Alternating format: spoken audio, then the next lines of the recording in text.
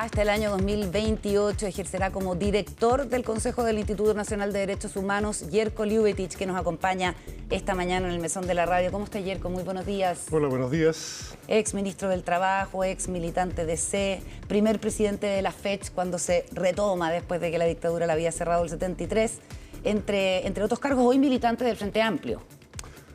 Sí, pero creo que dado mis nuevas funciones, naturalmente abandonaré toda militancia activa en el partido, porque creo que es una señal importante que avale algo que para nosotros es muy importante, que es la autonomía con la que debe desempeñarse un organismo de derechos humanos, particularmente el instituto. Así es que voy a estar volcado a esto y dejaré toda militancia partidaria durante el periodo. Perfecto. ¿Simbólicamente o formalmente? No, en términos formales comunicaré a las instancias del partido que yo creo que van a comprender perfectamente esto y será una etapa en la que el 100% de mis esfuerzos van a estar dedicados a dirigir esta organización y por lo tanto las tareas de orden político dejan de ser parte de mis preocupaciones activas, por lo menos en este periodo.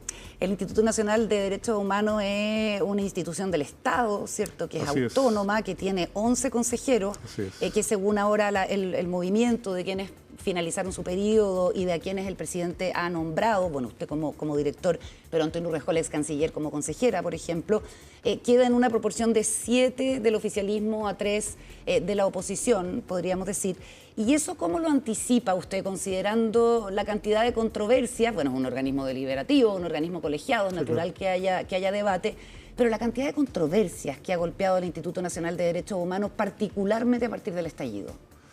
Sí, bueno, yo creo que lo primero que hay que decir es que estas supuestas correlaciones pierden sentido, pierden fuerza en la medida en que este es un consejo que debate en el marco del derecho internacional de los derechos humanos, en el marco de los derechos humanos.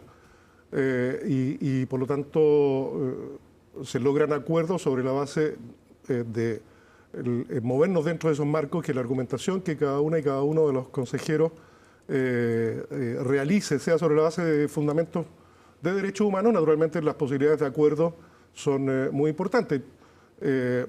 Por ejemplo, la misma sesión en la que se me designó como director por este periodo también incluyó la unanimidad de consejeras y consejeros en una declaración del INDH sobre la importancia de que en los procesos electorales que se avecinan las candidaturas, los liderazgos políticos aprovechen este espacio para levantar y relevar los valores propios de la democracia y de los derechos humanos.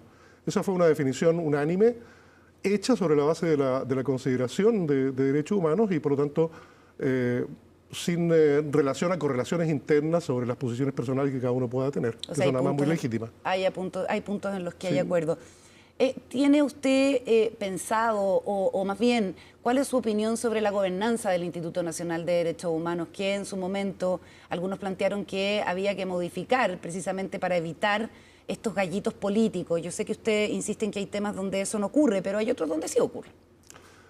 Bueno, yo creo que en la medida en que primero entendamos que es el Consejo, ni siquiera es el director o directora, es el Consejo quien adopta las definiciones que marcan los rumbos del instituto, por un lado, y por lo tanto todas las instancias operativas y funcionarias están subordinadas a esa definición, que es plural, es colectiva, que creo que eso va a ser muy importante. Hay ideas también, por ejemplo, hay una que me parece muy importante que ha planteado la Comisión Fortalecedora, que en su momento formó el presidente de la República y que entregó sus conclusiones sugiriendo medidas de fortalecimiento del INDH. Hay una que es muy relevante, que es el separar la gestión diaria, administrativa de esta institución con la conducción, por llamar de algún modo, política a cargo de la dirección y del Consejo, que son medidas que creo que en el fondo el director se dedique a la articulación del Consejo y haya una especie como de gerente o persona que administre. Exacto, eso es muy importante porque separa, por decirlo en términos que ocupó algún experto, separa la gobernanza como tarea fundamental del Consejo y de la dirección del gobierno, que supone gestionar cerca de 300 funcionarios presencia de direcciones regionales en todas las regiones del país y por lo tanto es una carga de trabajo realmente importante. Ese tipo de medidas creo que en cuanto podamos ir avanzando en ella, hay una decisión unánime también del Consejo de acoger ese tipo de propuestas, van a optimizar, a mi juicio, el funcionamiento del instituto.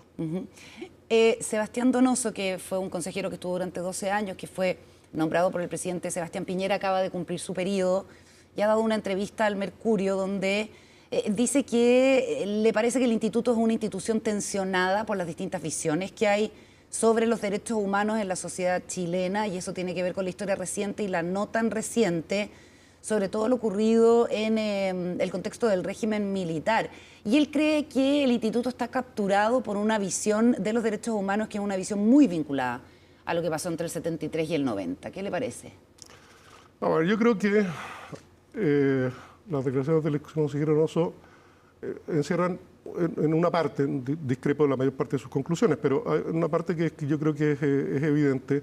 La historia de los derechos humanos de este país está muy marcada por la existencia de 17 años de una dictadura cívico-militar que vulneró sistemáticamente los derechos humanos. Esa dictadura tenía un signo político muy evidente, lo que hizo que las tareas propias de los derechos humanos estuvieran siempre muy relacionadas con esa parte de nuestra historia. Pero también hay que entender que el tiempo pasado, que los temas, que quedan temas pendientes de ese periodo, sin duda, cuestiones relevantes como el plan de búsqueda y cosas que no podemos abandonar, pero que hoy día la temática de los derechos humanos es mucho más amplia, compleja, diversa y heterogénea que lo que fue en aquellos años. Y yo creo que se ha transitado razonablemente por el Instituto en esa dirección. El Instituto ha ido acogiendo estas nuevas temáticas, pronunciándose sobre ellas y generando en el Consejo un debate súper interesante acerca de qué son los derechos humanos hoy, cuáles son los derechos humanos que tenemos que defender. Es una discusión permanente y que nos permite desligarnos en el sentido virtuoso, no desligarnos de la historia, porque Correcto. Nadie puede desligarse de la historia, pero entender que los derechos humanos no son un tema del pasado, son un tema del presente y sobre todo un tema del futuro del país. Lo del crimen organizado, al final reservemos un tiempo para hablar de cárceles, sí, ¿cierto? Claro. Que son al final un lugar donde se producen negocios para el crimen organizado. Pero quisiera preguntarle por la gestión de la anterior directora Consuelo Contreras. ¿Cuál es su evaluación? Considerando que ella tuvo que enfrentar distintas polémicas e incluso una solicitud de un requerimiento de destitución que fue votado en la Cámara de Diputados mayoritariamente, junto al del consejero Francisco Gas, que también tuvo que enfrentar querellas contra algunos de los consejeros y cuestionamientos respecto de la independencia y la autonomía del instituto, que según, digamos, el propio exconsejero Donoso está capturado. ¿Qué opina usted de la gestión de Consuelo Contreras? Bueno, yo creo que la directora Contreras le tocó un periodo difícil que fue remontar al instituto después de la época de la crisis y del estallido social, que fue muy intenso y que tuvo efectos también sobre las instituciones y también sobre el INDH. Le tocó, además, como tú mencionabas, estas acciones judiciales y el intento de destitución. Ninguna de ellas prosperó porque creo que se impuso lo que era evidente, que es la directora y el INDH, y esa es una tradición dentro de los 15 años de existencia del instituto, una tradición de autonomía. ¿No tuvo falla su gestión?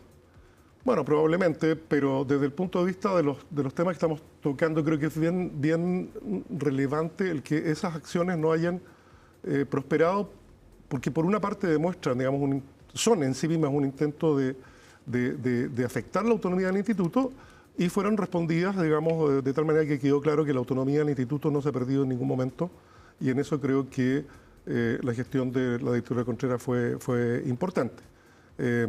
Así es que... Ahora, igual en la discusión de la ley de presupuestos se decidió dejar sin recursos el Instituto Nacional de Derechos Humanos como una especie ¿de qué? ¿Cómo lo interpreta usted? Ahora, es que el problema es que los derechos humanos pueden ser extremadamente incómodos para mucha gente, para sectores que se ven eventualmente, se sienten aludidos o tienen una interpretación distinta acerca de cómo debemos desempeñarnos en materia de defensa y promoción de los derechos humanos. Eso es perfectamente legítimo. Lo que no es razonable es que eso suponga que haya sectores políticos que pongan en cuestión el financiamiento de una institución pública tan relevante como el INDH. Eso es un ataque directo a su autonomía. A ver, eso es decir, en otras palabras, es decir, por parte de ellos, es decir, si el INDH no hace lo que yo creo que tiene que hacer, yo le niego el financiamiento. Bueno, y eso es por definición un intento de afectación de la autonomía del INDH, que es una cuestión esencial. El candidato mejor aspectado de las encuestas, José Antonio Kast, dice que de frente hay que cerrar el Instituto Nacional de Derechos Humanos. Sí, ha habido un par de candidaturas presidenciales que han hecho de esto una cuestión programática. Habrá que encarar ese desafío. Hay que entender aquí también que hay un tema de responsabilidad del Estado que trasciende los gobiernos. El INDH, que fue generado como producto uno de los productos de la Comisión Rettig y todos los esfuerzos que se hicieron sobre verdad y reparación, concluyó como una definición de Estado, no de partidos ni de un sector, sino como una definición de Estado, la necesidad de que existiera una institución nacional de derechos humanos en Chile.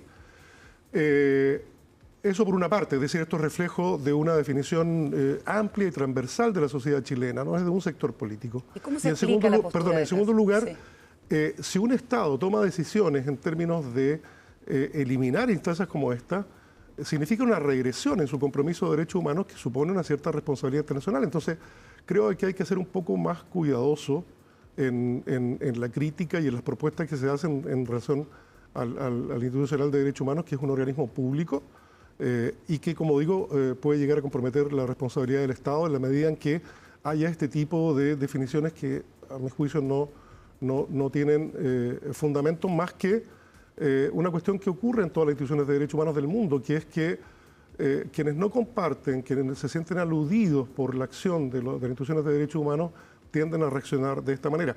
Y son de distintos signos, porque hoy día acá son de un signo, pero si usted habla con activistas defensores de derechos humanos en Cuba, o en Nicaragua, o en Venezuela, la acusación es de los sectores exactamente contrarios. Entonces, los derechos humanos están expuestos, naturalmente, a ser criticados desde cualquier ámbito del espectro político. Lo que importa es que el Instituto de Derechos Humanos mantenga su autonomía, su objetividad y actúe por encima de aquellas de esos planteamientos. Otra de las frases controvertidas la señaló la candidata Evelyn Matei cuando dijo que el golpe de Estado era inevitable y las muertes en los 2 primeros años también. ¿Cuál es su opinión como nuevo director? Yo creo que es muy evidente. Si uno habla desde los derechos humanos, tiene que concluir en que no ha habido una época tan crítica y dramática en materia de derechos humanos como fue la dictadura militar, la dictadura cívico-militar. Entonces, el que haya liderazgos políticos que rescaten todo o parte de esa dramática historia, de esa parte tan lamentable de la historia de Chile, es preocupante desde el punto de vista de los derechos humanos, porque es evidente que una de las consecuencias fundamentales de esa dictadura fue la violación sistemática de los derechos humanos en niveles que no se habían visto ni se han vuelto a ver en nuestro país. Entonces, creo que hay que ser también muy cuidadosos y cuidadosas en cómo uno se refiere a lo que ocurrió en esa época y sobre todo en reivindicarla o asumir la necesidad de que algo así fuera a ocurrir. Son afirmaciones muy preocupantes desde el punto de vista de los derechos humanos, independientemente del signo político que cualquier persona tenga. Otro candidato, Johannes Kaiser, dijo que repetiría, si las condiciones se volvieran a dar, el golpe de Estado y lo asumiría con todas sus consecuencias. Y la bancada de diputados del PS recurrió al Tribunal Constitucional o a la Contraloría, me entró la duda. Muchas gracias. Diciendo que ese discurso lo que hace es alentar el quebrantamiento del Estado de Derecho. Bueno, yo creo que se puede sostener por algunos eso. Yo lo que puedo sí afirmar es que es, a mi juicio, extremadamente grave cuando se alude a las consecuencias de la dictadura militar. Estamos hablando de más de 1000 detenidos desaparecidos, estamos hablando de miles de personas torturadas, cientos de miles que fueron vulneradas en su derecho a la libertad,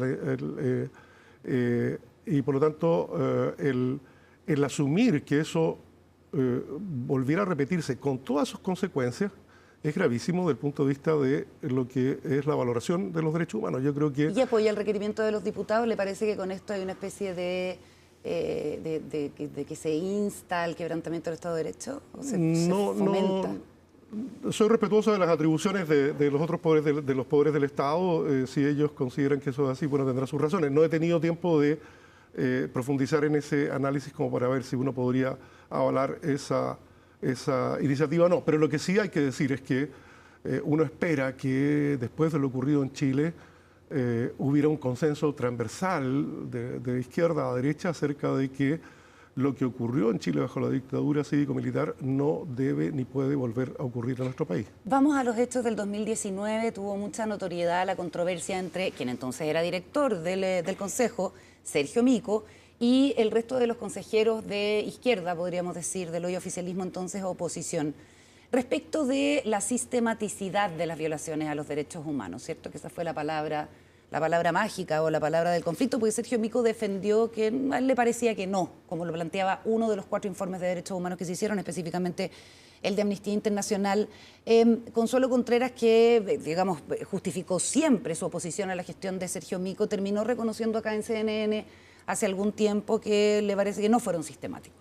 ¿Cuál es su postura sobre la sistematicidad eventual y también sobre esa controversia en que Sergio Mico recibió fuego bastante intenso desde el propio instituto?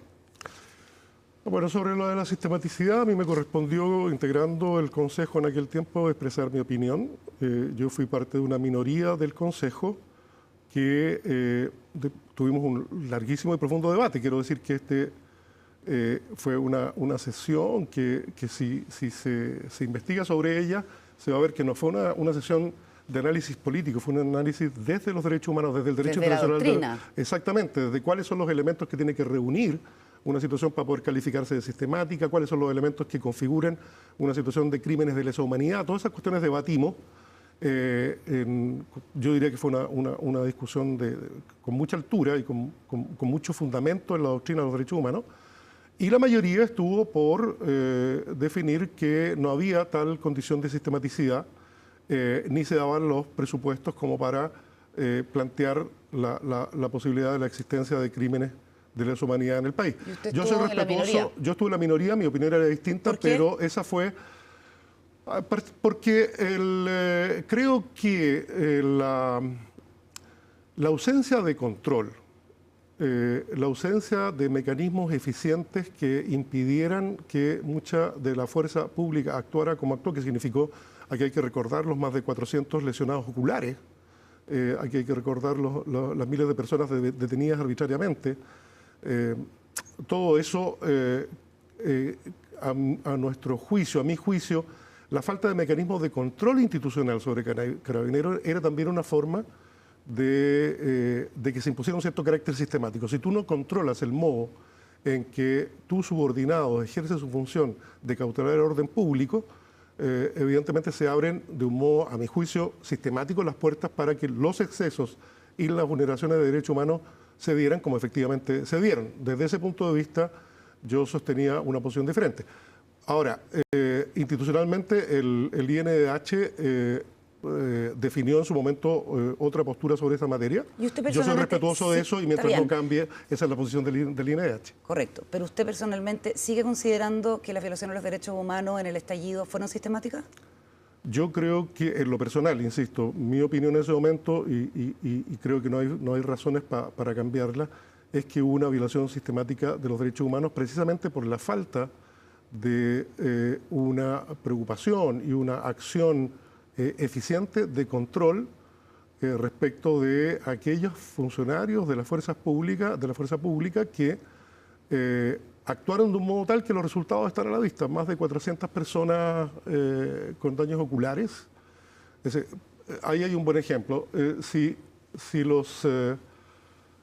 las carabinas que lanzaban perdigones no se utilizaban como el propio manual y los protocolos de carabineros, y en todas partes del mundo lo establecen, es decir, que no se corra riesgo de dañar gravemente a las personas que están participando en una manifestación.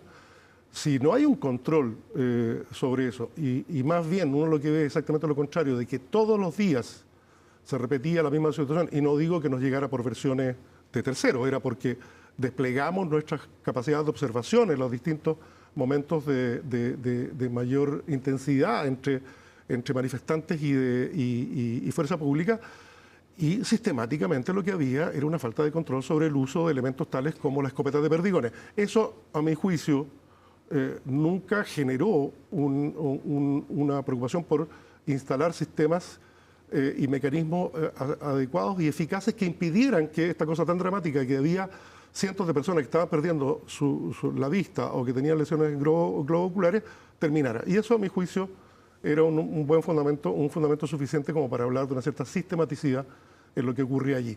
Pero bueno, la definición fue otra y es la nuestra, como la del INDH. ¿Defendió adecuadamente los derechos humanos el entonces director Mico? En el contexto del estallido social, yo creo que el INDH cumplió su rol a cabalidad. El liderazgo de Sergio Mico.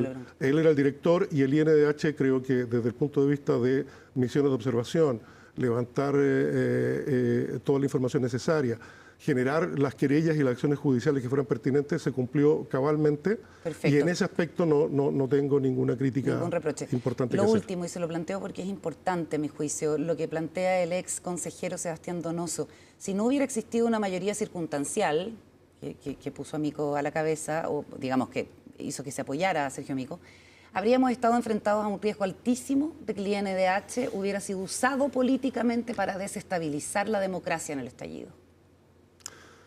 Sí, yo nunca he sabido muy bien a qué alude eso, pero a ver, yo supongo lo siguiente, a los INDH, a las instituciones de derechos humanos como la nuestra, les corresponde emitir juicios fundados sobre la acción del Estado en materia de vulneración de los derechos humanos. Ese es un rol irrenunciable, sea cual sea el gobierno que esté a cargo.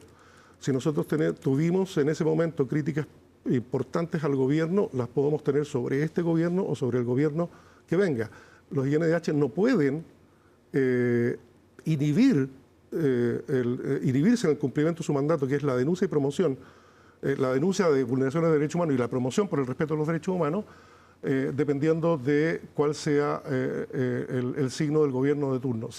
Nos guste o no nos guste, tenemos que cumplir esa función en todas circunstancias.